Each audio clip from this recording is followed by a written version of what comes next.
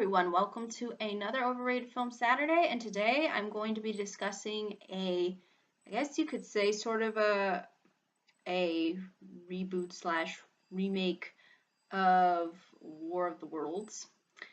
This was made in 2005, so it stems back quite a ways, but not that far back. But I remember when it initially came out, there was a lot of recognition for it. Like, a lot of people were sort of, I think, talking about the film, and were also kind of, you know, uh, bringing the film more to light than I think other films were.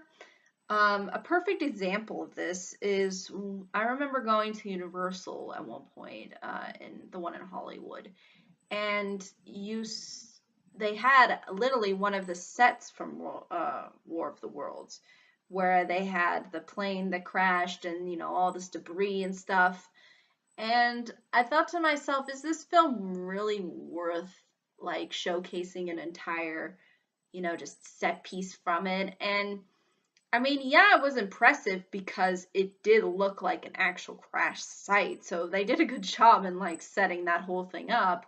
Um, but at the same time, it was there for quite some time, and I thought that they were trying to really push this film out there to everyone. And I think it did generate some praise for what it was, and I think it did get a lot of people interested uh, in that kind of um,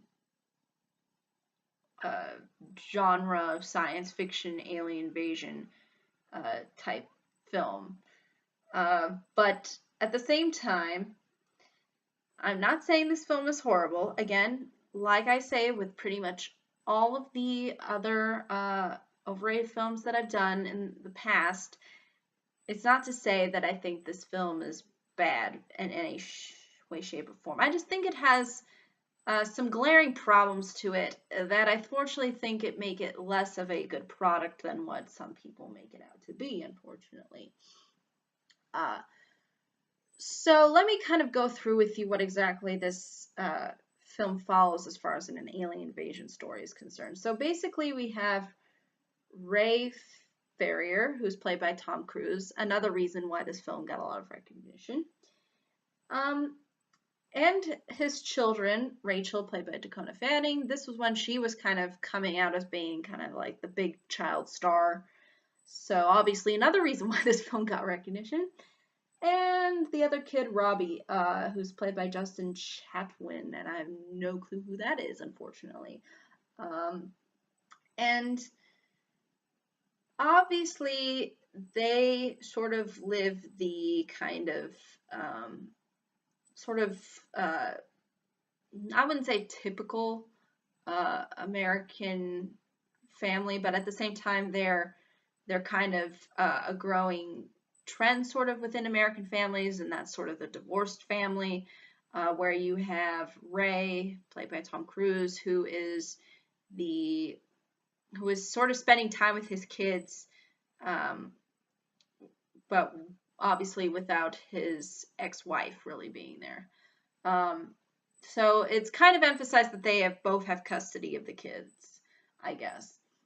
And so it's obviously emphasized within the beginning that, it's really the sort of cliche of, the dad's trying to reach out to the kids, but there's a little bit of a tension there because obviously, they're from a divorced family. So, there's, a lot of just kind of there's a lot of disconnect, obviously, because again, they're going from house to house and they don't really get a full sense of, I guess, really the dad, and maybe not even the mom either. So you can tell there's a little bit of a dysfunction there. And that's once that's established within the beginning, them kind of getting together, um, the children and Ray, the alien invasion happens. And basically, it's pretty much chaos throughout the entire movie. Like pretty much they want to emphasize the big kind of 2012 kind of feel where everybody's running around and a lot of explosions and all that. But I would definitely say that this movie does a better job than the 2012 crap because it doesn't over exaggerate it to the nth degree, like and it doesn't try to you know uh, put it on a level of again relying just on explosions. Like the fact that they did an actual set, like I said before, when I saw that in Universal, is actually really impressive. And I think even at one point when uh, I don't know if it was a plane or something was flying over, and they literally thought that it was an actual plane crash that happened, but it wasn't a plane crash. It was just a, a, a set of a plane crash, and you could tell that obviously that genuine effort to actually make an actual scene look like how it would actually happen in real life is actually really impressive. So I will give the film props for that. Um, but unfortunately, I think it lacks in some areas. Now, here's where we get to the stuff that's really, I think, unfortunately not that good about this movie, and why I think it really unfortunately drags it down and doesn't make it as worthy of the recognition that it gets. Now, I think the characters, for the most part, actually, the kids, I didn't find likable really at all that much.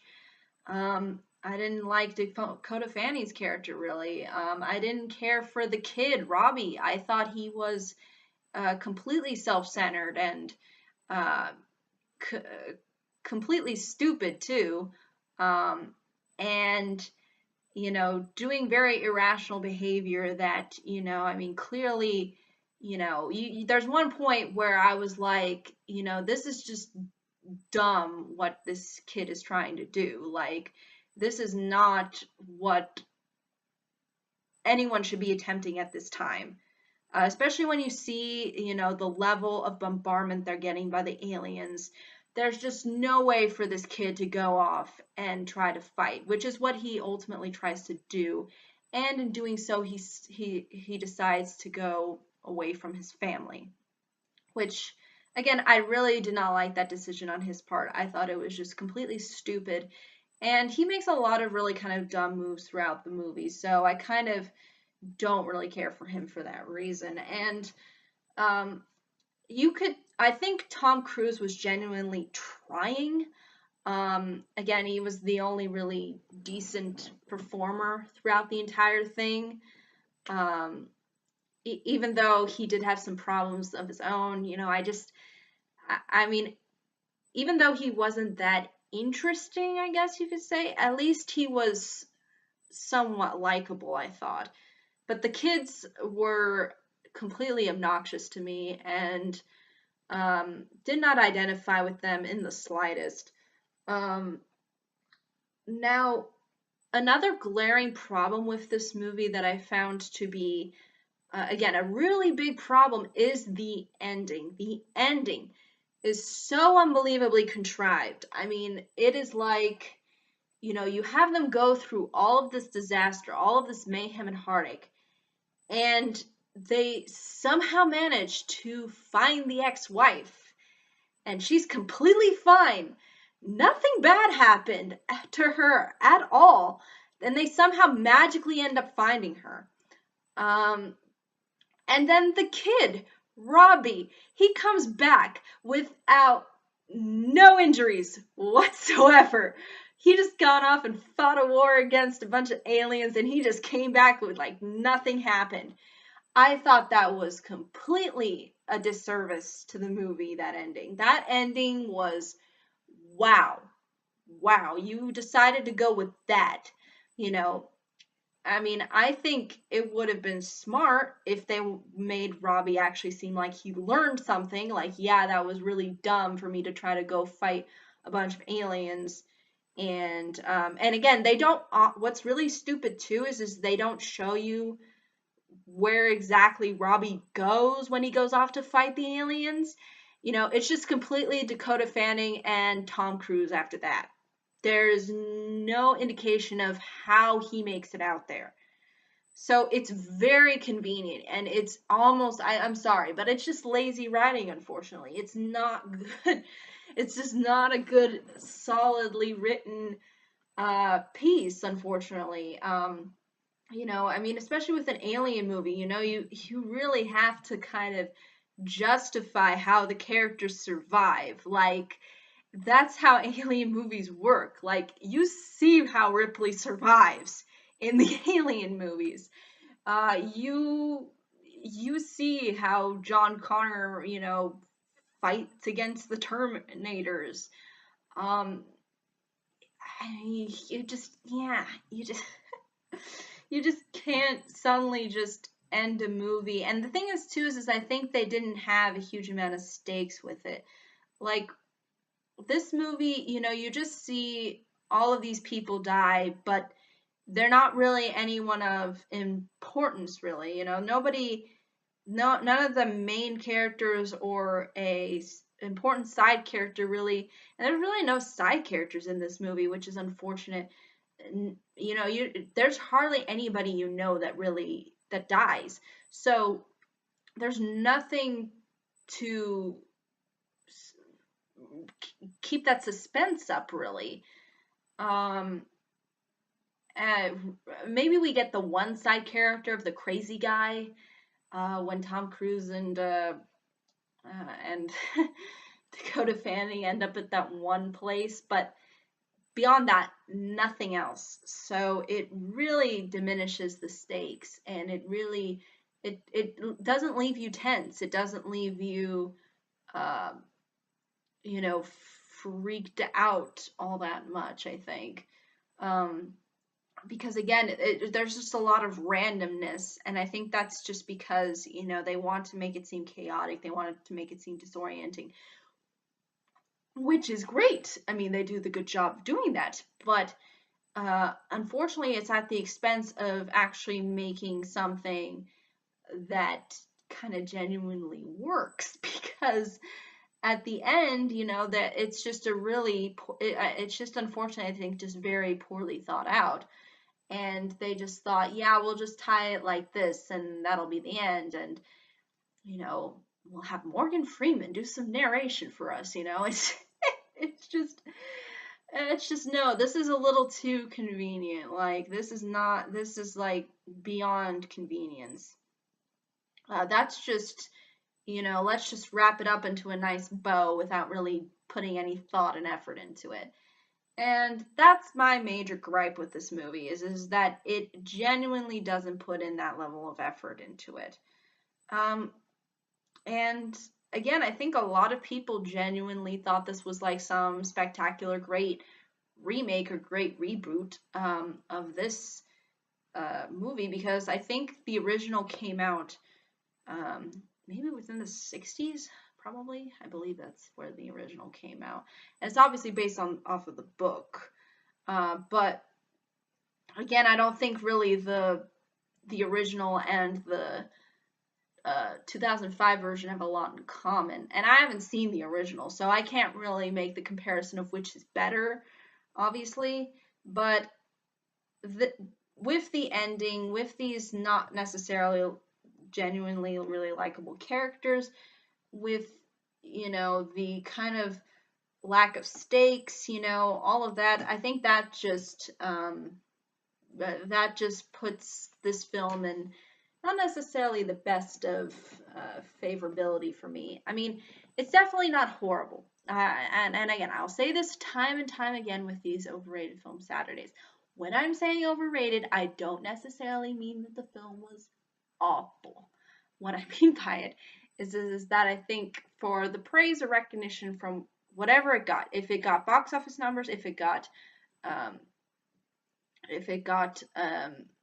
genuinely good reviews from either critics or from moviegoers or whatever, and I think it's a little bit too much for what it is, then I'll kind of say why I don't think that's the case, and I'm just saying it from my honest perspective.